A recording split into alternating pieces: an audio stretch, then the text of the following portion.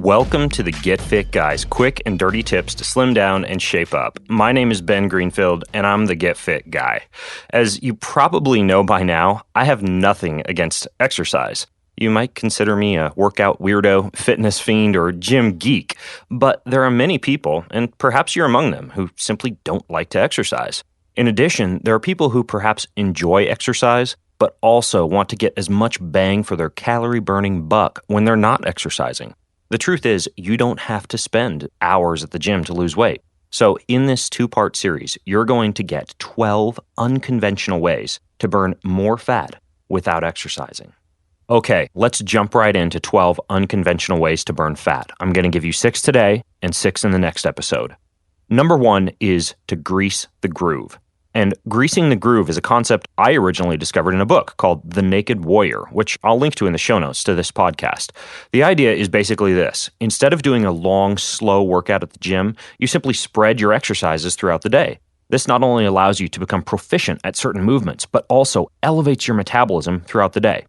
For example, I have a pull-up bar installed above the door of my office. Every time I walk under that bar, I have a rule that I have to do 5 pull-ups. Other examples of greasing the groove might include doing 20 bodyweight squats every time you go to the bathroom, doing 25 jumping jacks for every hour that you're sitting at your desk, or doing 10 push-ups during every commercial break of a television program. You get the idea. Number 2 is to stand more. In the episode 7 Ways to Burn Calories by Standing More, you learn about how standing can increase the activity of your fat-burning enzymes and keep many of your tiny core, leg, and feet muscles working all day long. So what are some easy ways that you can stand more? Well, you can stand when you're waiting, such as the doctor's office or the Department of Motor Vehicles.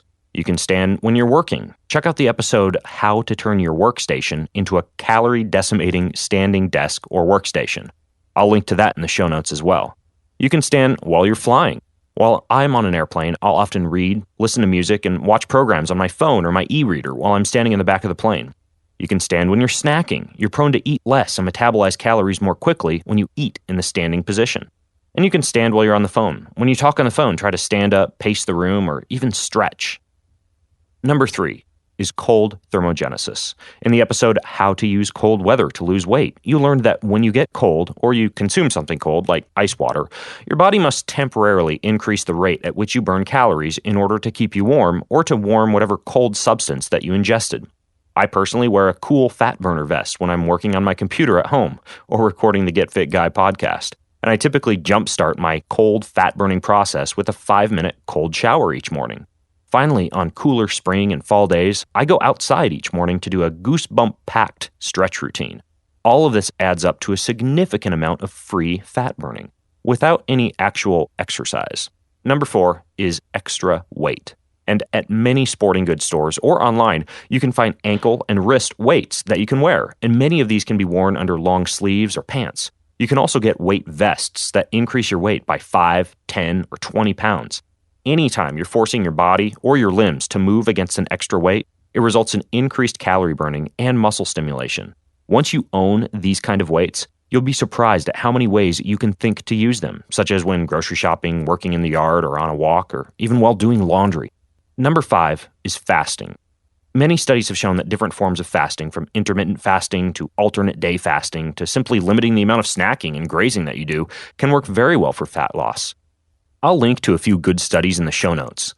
In spite of what you may have heard, you don't have to starve yourself to fast. For example, on most days of the week, I simply try not to eat anything within 2 hours of bedtime, then not eat anything for 2 hours after I wake up. Within 8 hours of sleeping, that gives me a 12-hour fast each day.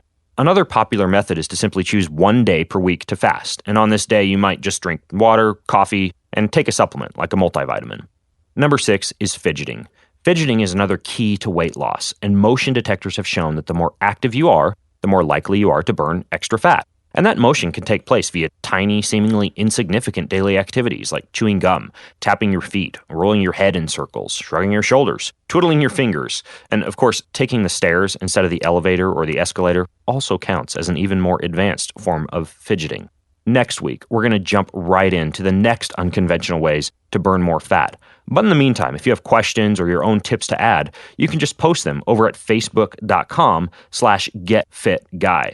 And a big thanks goes out to our sponsor for today, the No hair removal system. And you can check out, again, nonoben.com for that. Until next time, my name is Ben Greenfield, and I'm the Get Fit Guy asking you, what are you waiting for? Go get fit.